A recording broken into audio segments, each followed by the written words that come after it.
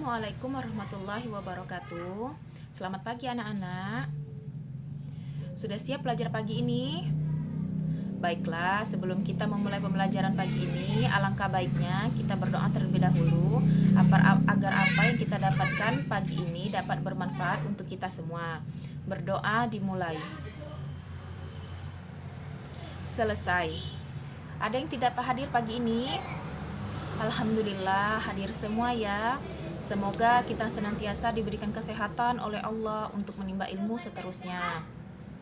Baiklah, kemarin kita sudah mempelajari tentang pentingnya menjaga lingkungan. Kenapa kita harus menjaga lingkungan? Karena agar lingkungan yang kita tinggali dapat memberikan manfaat untuk kita dan dapat terhindar dari bencana alam seperti banjir, tanah longsor, dan lain-lainnya.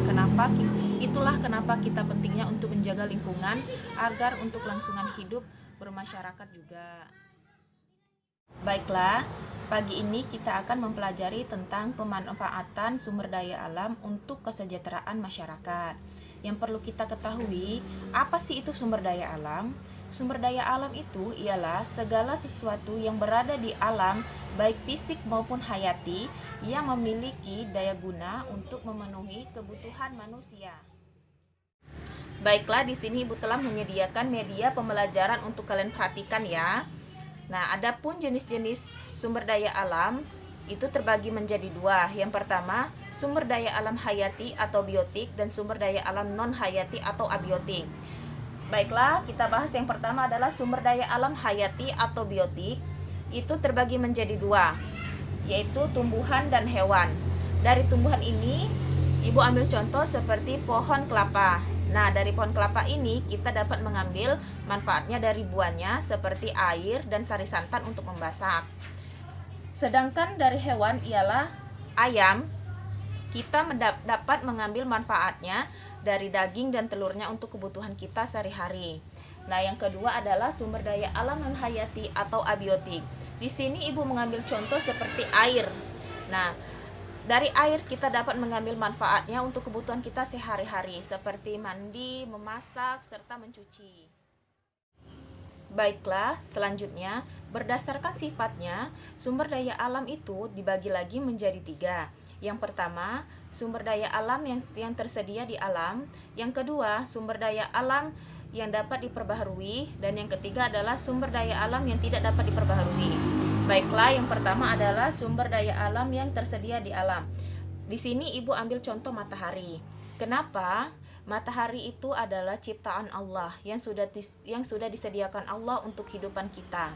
Dan yang kedua adalah sumber daya alam yang dapat diperbaharui. Di sini Ibu ambil contoh pohon. Kenapa pohon? Yang kita ketahui, setelah kita mengambil manfaat yang tersedia di dalam pohon, kita dapat memperbaharuinya dengan cara menanam. Sedangkan sumber daya alam yang tidak dapat diperbaharui yaitu batu bara dan minyak bumi. Nah, baiklah, kesimpulan pada pembelajaran kita pada pagi hari ini ialah kita dituntut untuk selalu melestarikan sumber daya alam dengan baik dan benar. Kenapa? Karena ketika kita memperlakukan alam dengan baik dan benar, kita akan memiliki atau merasakan dampak positif untuk masyarakat kita. Yang pertama, sebagai sumber bahan bakar dan energi. Dan yang kedua, dapat memenuhi kebutuhan kita sehari-hari. Dan yang ketiga adalah sebagai mata pencarian dan pendapatan bagi negara kita sendiri. Sampai di sini anak-anak sudah paham? Alhamdulillah. Baiklah, Ibu rasa materi untuk hari ini sudah cukup. Semoga apa yang Ibu sampaikan dapat bermanfaat untuk kehidupan sehari-hari kalian dan dapat kalian berikan contoh kepada masyarakat dengan baik. Baiklah, Ibu akhiri. Wassalamualaikum warahmatullahi wabarakatuh.